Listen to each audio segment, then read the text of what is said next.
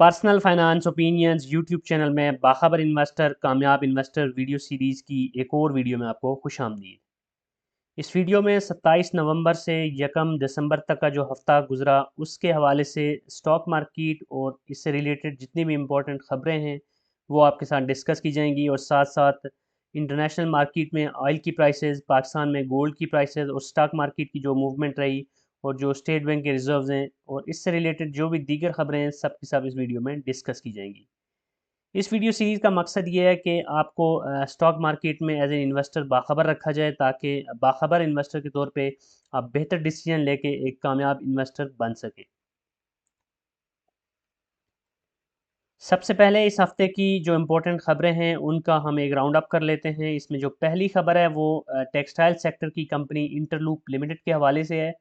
Interloop limited ने ऐलान किया है कि कंपनी ने एक American company top circles hosiery mills के साथ के 64% शेयर हासिल कर लिए हैं, यानी उसमें ये मेजॉरिटी शेयर होल्डर बन गए हैं, जिसके बाद अब ये जो कंपनी है, जो अमेरिकन कंपनी है, वो इंटरलूप की एक सब्सिडरी के तौर पे काम करेगी। इस ये जो इम्पोर्टेंट बात ये है कि ये जो अमेरिकन कंपनी है जो कि अब एज अ सब्सिडरी काम करेगी, उसकी अपनी भी एक सब्सिडरी है चाइना में भी होजरी की जो प्रोडक्ट्स हैं वो बना रही है। तो इस लिहाज से अब जो इनकी सब्सिडरी है उसके जो बिजनेस फुटप्रिंट्स है वो ना सिर्फ अमेरिकन मार्केट में बल्कि चाइनीज़ मार्केट में भी होंगे थ्रू इट्स अनदर सब्सिडरी।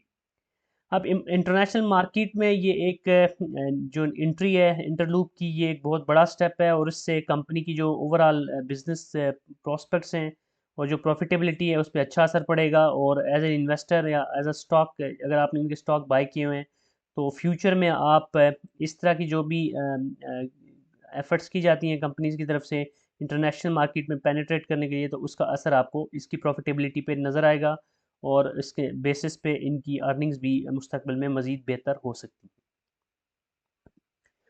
इसके बाद जो दूसरी खबर है वो फौजी सीमेंट के हवाले से है। एफसीसीएल ने ऐलान किया है कि कंपनी ने डेरा गाजी खान में 6,500 टन योमिया पैदावारी सलाहियत के हामिल ग्रीन फील्ड प्लांट को मुकम्मल कर लिया है, जिसके बाद अब इस कंपनी की जो ओवरऑल प्रोडक्शन कैपेसिटी है वो 10.6 मिलियन टन सालाना हो गई है और ये कंपनी मुल्क की तीसरी बड़ी सीमेंट कंपनी बन गई है। तो काफ़ी अरसे से एफसीसीएल अपनी एक्सपेंशन के हवाले से एफर्ट्स कर रहा है और ये जो ग्रीन फील्ड एक माहौल दोस्त इन्होंने प्लांट मुकम्मल किया है और अब इनकी कैपेसिटी भी बढ़ गई है, तो इसका इसका ओवरऑल इसके बिज़नेस में भी एक मुस्बत असर पड़ेगा। अब इस सीरीज़ में आज की इस वीडियो में जो तीसरी खबर है वो क्रिसेंट स्टील के हवाले से है। क्रिसेंट स्टील ने ऐलान किया है कि कंपनी को चाइना हार्बोर इंजीनियरिंग कंपनी लिमिटेड के साथ 68 और 84 इंच के पाइप्स के जो एग्जिस्टिंग एक मुआहिदा है उसके साथ मज़ीद क्वांटिटी का इजाफा मिल गया है, जिसके बाद company Karachi bulk water scheme के तहत मज़ीद 40,638 मीटर पाइप फ्राहम करेगी और ये प्रोजेक्ट मुमकिन तौर पर अगले जो फाइनेंशियल ईयर है उसकी दूसरी छमाही तक मुकम्मल हो जाएगा। तो ये एक पॉजिटिव खबर है क्रिसेंट स्टील के हवाले से कि ऑलरेडी एक जो इनको प्रोजेक्ट है उसमें इनको जो मज़ीद क्वांटिटी मिल गई है, तो ओवरऑल ये एक पॉजिटिव इम्पैक्ट डालेगा जो नया फाइनेंशियल ईयर होगा उसमें इस कंपनी की प्रॉफिटेबिलिटी के ऊपर। इसके बाद जो अगली खबर है वो एक मर्जर एक्विजिशन के हवाले से है। दारुस्सलाम टेक्सटाइल मिल्स लिमिटेड ने ऐलान किया है कि टीपीएल लाइफ इंश्योरेंस कंपनी का इस कंपनी में मर्जर हो रहा है, जिसके तहत टीपीएलआई के हर शेयर के बदले दारुस्सलाम टेक्सटाइल का एक शेयर जो टीपीएलआई के शेयर होल्डर्स हैं उनको मिलेगा। इसके साथ साथ ये भी बताया गया है कि कंपनी यानी कि दारुस्सलाम टेक्सटाइल का जो कोर बिजनेस है उसकी नौयत में तब्दीली की जाएगी और कंपनी का नाम टीपीएल लाइफ इंश्योरेंस लिमिटेड रखा जाएगा। अब ये एक इस मर्जर की बेस पे दारुस्सलाम टेक्सटाइल मिल्स जहाँ अपने बिज़नेस को डाइवर्सिफ़ाई कर रही है और टोटली अपनी बिज़नेस नेचर को चेंज कर रही है, वहीं अब टीपीएल लाइफ इंश्योरेंस और दारुस्सलाम के मर्जर से ओवरऑल कंपनी एक बेहतर पोजीशन पे आ सकती है और एक वी कैन एक्सपेक्ट कि आगे बेहतर मैनेजमेंट के साथ एक यूनिफाइड अप्रोच के साथ ये अच्छा बिज़नेस करेगी। इस वीडियो को स्पॉन्सर किया है marketswaves.com ने, जो कि पाकिस्तान स्टॉक मार्केट में मुख्तलिफ सेक्टर्स की टॉप 100 कंपनीज के टेक्निकल एनालिसिस के हवाले से एक बेहतरीन प्लेटफॉर्म है। marketswaves.com इलियट वेव प्रिंसिपल को यूज़ करता है, जो कि वर्ल्ड वाइड टेक्निकल एनालिसिस के हवाले से एक बेहतरीन टूल कंसिडर किया जाता है। marketswaves.com पाकिस्तान स्टॉक मार्केट में KSE 100 इंडेक्स में लिस्टेड टॉप 100 कंपनीज के हवाले से आपको बेहतरीन टेक्निकल डेटा फ्राहम करता है और इसकी बेसिस पे आप मुख्तलिफ टाइम फ्रेम्स के अंदर एनालिसिस करके बेहतरीन स्टॉक्स का इंतखाब कर सकते हैं और अपनी ट्रेड्स को कामयाब बना सकते हैं। इस प्लेटफॉर्म्स के ऊपर डिफरेंट प्लान्स हैं जिसके मुताबिक आप अपनी जो भी रिसर्च है वो यहाँ पे कर सकते हैं और बेहतर पोजीशन बना सकते हैं। एग्जांपल के तौर पे अगर आप यहाँ पे OGDC को देखें तो इसका जो प्राइमरी ट्रेंड है as of now based on Elliott wave principle वो बियरिश है और साथ साथ जो एक्सपेक्टेशंस हैं वो भी यहाँ पर और जो रिकमेंडेशंस हैं वो भी आपके साथ डिटेल में शेयर की जाती हैं। इस प्लेटफॉर्म को यूज़ करके आप अपनी ट्रेड्स को सक्सेसफुल बना सकते हैं और एक कामयाब ट्रेडर के तौर पे पाकिस्तान स्टॉक मार्केट में अच्छा पैसा बना सकते हैं। इसके बाद जो अगली खबर है वो टेक्नोलॉजी सेक्टर की कंपनी ऑक्टोपस डिजिटल लिमिटेड के हवाले से है। इस कंपनी ने अनाउंस किया है कि कंपनी के बोर्ड ऑफ डायरेक्टर्स ने एवीएन की दो झेली कंपनियों एम्पिरिक एआई लिमिटेड और ऑक्टोपस डिजिटल इन पेंसिल्वेनिया को ख़रीदने की मंजूरी दे दी है। तो ये एक मुस्बत खबर है ऑक्टोपस डिजिटल के हवाले से कि अब ये जो सब्सिडरीज़ हैं जो कि एवीएन की सब्सिडरीज़ थी तो आपस में ही इंटरनली ही इनका आप ये कह सकते हैं कि स्विचिंग हो रही है क्योंकि दोनों कंपनीज ऑक्टोपस इटसेल्फ एवीएन की एक सब्सिडरी के तौर पे काम कर रही है। तो अब एवीएन की जो दो सब्सिडरीज़ थी वो डायरेक्टली ऑक्टोपस की सब्सिडरीज़ बन जाएंगी। तो अब बिज़नेस के ऊपर इसका कोई बहुत बड़ा इम्पैक्ट तो नहीं पड़ेगा लेकिन ऑब्वियसली एक पॉजिटिव खबर ही होगी अगर एम्पिरिक और ऑक्टोपस पेंसिल्वेनिया का बिज़नेस अच्छा परफॉर्म करता है तो उसका डायरेक्टली फ़ायदा ऑक्टोपस डिजिटल को होगा। इसके बाद जो अगली खबर है वो कोहिनूर स्पिनिंग मिल के हवाले से है। कॉसम ने ऐलान किया है कि कंपनी ने अबू धाबी की एक कंपनी के साथ तकनीकी इश्तराक किया है जिसके तहत पाकिस्तान में मिनरल बिजनेस शुरू किया जाएगा। इस प्रोजेक्ट के तहत खुशाब से बड़ी मकदार में बॉक्साइट यानी एलुमिनियम और को ज़ेर इस्तेमाल लाया जाएगा। तो कोसम जो कंपनी है इसकी चकवाल में अपना बिज़नेस सेटअप है और वहीं पे इनके पास बहुत बड़ी जगह है। तो अब ये चूँकि वो नियरेस्ट है इस खुशाब से तो ये एक्सपेक्ट कर रहे हैं कि उसकी बेसिस पे ये बेहतर तौर पे वहाँ पर इस प्रोजेक्ट को कर सकेंगे। और ये जो अबू धाबी की कंपनी है वो इससे पहले अफ्रीका से ये एलुमिनियम और वगैरह इंपोर्ट करती थी तो अब वो पाकिस्तान से इंपोर्ट करेगी। तो ये एक बहुत ही मुस्बत खबर है कॉसम के हवाले से क्योंकि इसका जो कोर बिज़नेस है उससे हटकर ये एक मिनरल्स के हवाले से अगर बिज़नेस में सक्सेसफुल हो जाते हैं तो फिर उनकी एक बेहतर डाइवर्सिफिकेशन भी हो जाएगी और उनका बिज़नेस भी बेहतर तरीके से आगे बढ़ सकेगा। अब कुछ दीगर मुतफ़र्रिक़ ख़बरों की बात कर लेते हैं जिसमें पहली मुस्बत ख़बर ये है कि सऊदी जो डिपॉज़िट था $3 अरब का उसमें मज़ीद 1 साल की तोसी कर दी गई है। तो अब ये इमीडिएट बेसिस पे पाकिस्तान की जो रिज़र्व्स हैं उसके ऊपर कोई इसका की वजह से अब जो एक बड़ा एक डेंट आना था वो टल गया है क्योंकि 3 अरब अगर निकल जाता तो अच्छा ख़ासा फ़र्क पड़ता। लेकिन सऊदी अरेबिया ने एक बार फिर पाकिस्तान को सपोर्ट किया और अब ये जो डिपॉज़िट है ये 1 साल के लिए मज़ीद रहेगा। इसके बाद एफबीआर के हवाले से ये है कि एफबीआर ने काफ़ी एफ़र्ट्स किए हैं रिसेंट पास्ट में और अपने जो टारगेट्स हैं उनको भी अचीव किया है। लेकिन साथ-साथ जो कि लोग जिन्होंने टैक्स फ़ाइल नहीं किया उनको भी बड़ी तादाद में नोटिसेस भेजे जा रहे हैं और साथ-साथ जो शुगर मिल्स हैं उसके गिर्द भी घेरा तंग किया जा रहा है। तो एफबीआर पूरी तरह से कोशिश कर रहा है कि आईएमएफ की तरफ से भी जो रिक्वायरमेंट है कि टैक्स नेट को बढ़ाया जाए और ज़्यादा से ज़्यादा टैक्स को कलेक्ट किया जाए तो उस हवाले से जो भी इम्पोर्टेंट स्टेप्स हैं वो एफबीआर की तरफ से उठाए जा रहे हैं।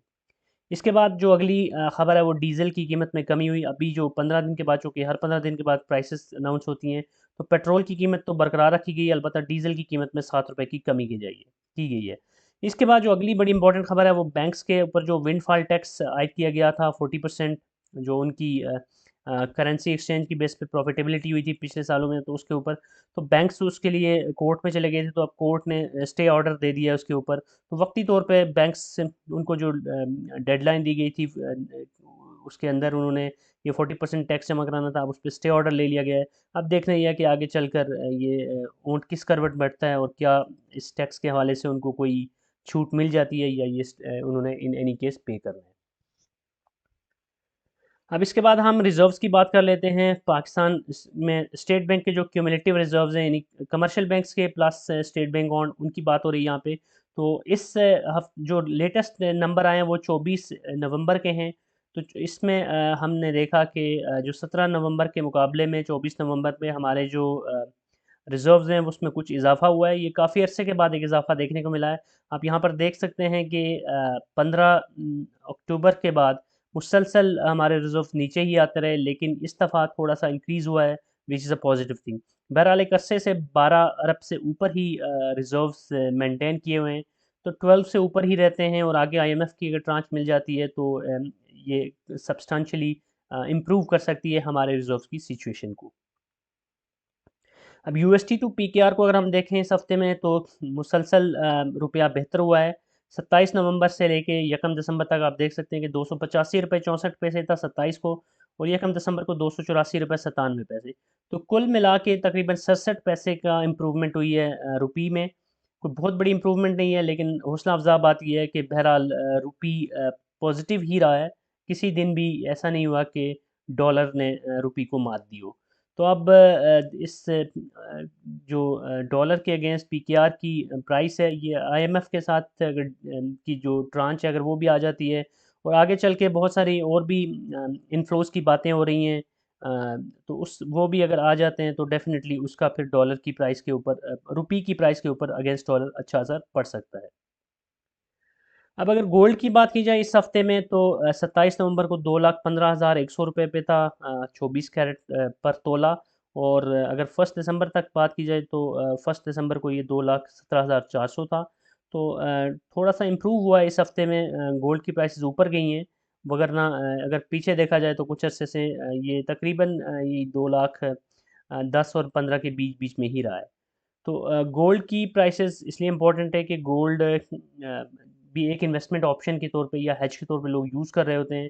तो बहुत बहुत से लोग जब डाइवर्सिफिकेशन कर रहे होते हैं तो उसमें वो गोल्ड को भी कंसीडर कर रहे होते हैं, other than stock market, property and other segments. अब यहाँ पर अगर हम इंटरनेशनल मार्केट में ऑयल की प्राइसेस को देखें तो 79.19 पे है ब्रेंट क्रूड इस वक्त, जो कि सिग्निफिकेंटली नीचे है, क्योंकि एक एक वक्त था कि ये 100 को टच करने वाला था। लेकिन यहाँ पर आप देख सकते हैं कि ऑयल की प्राइसेस काफ़ी नीचे आई हैं, और इसका फ़ायदा डायरेक्टली पाकिस्तान को भी होता है, क्योंकि पाकिस्तान में ऑयल को इम्पोर्ट किया जाता है। तो अगर ऑयल की प्राइसेस नीचे रहेंगी तो हमारा जो इम्पोर्ट बिल है उसके ऊपर मुस्बत असर पड़ेगा, और सब्सिक्वेंटली ऑयल की प्राइसेस यानी पेट्रोल और डीज़ल की प्राइसेस भी अगर कम होती हैं, जैसे अभी डीज़ल की प्राइसेस में 7 रुपए की कमी हुई है, तो इंडस्ट्रीज़ को देखा जाए या जो भी बड़ी ट्रांसपोर्ट होती है, गुड सप्लायर, वो सब डीज़ल पे चल रही होती हैं, तो डीज़ल की प्राइस में कमी का डायरेक्टली असर पड़ता है बिजनेसेस के ऊपर। तो ये इंटरनेशनल मार्केट में अगर ऑयल की प्राइसेस ये 80 के आसपास या इससे नीचे रहती हैं, तो इसका अच्छा खासा एक इम्पैक्ट पड़ेगा पाकिस्तान के ओवरऑल इकानमी पे इन द कमिंग मंथ्स। अब अगर हम स्टॉक मार्केट की परफॉर्मेंस को देखें इस हफ्ते में, तो आप देख सकते हैं कि 27 नवंबर से लेके यकम तक स्टॉक मार्केट में एक अच्छी मूवमेंट हमें देखने को मिली, वॉल्यूम्स भी बहुत अच्छे रहे। और अगर इंडेक्स की बात की जाए तो तकरीबन 2000 से ज़्यादा पॉइंट्स इंडेक्स ने गेन किए, और 61,689, बल्कि इससे भी ऊपर 61,169 पे क्लोजिंग हुई है इस दफ़ा, ओवरऑल अगर फ्राइडे की इवनिंग तक देखा जाए तो बहुत अच्छा एक वॉल्यूम, बहुत अच्छा हमें ओवरऑल इंटरेस्ट देखने को मिल रहा है। फॉरेन इन्वेस्टर भी इंटरेस्ट ले रहा है, लोकल भी इंटरेस्ट ले रहे हैं, और फंड्स वगैरह भी इंटरेस्ट ले रहे हैं। तो ओवरऑल देखा जाए तो स्टॉक मार्केट में जो रैली है उसका इम्पैक्ट हमें देखने को मिल रहा है कि लोगों का इंटरेस्ट डेवलप होना शुरू हो गया है। उन्हें समझ आ गई है कि पाकिस्तान स्टॉक मार्केट से भी अच्छा खासा आप पोटेंशियल गेन हासिल कर सकते हैं, और इसकी बेसिस पे अब ये सूरत हाल है कि स्टॉक मार्केट में अच्छी खासी गहमा गहमी हमें देखने को मिल रही है।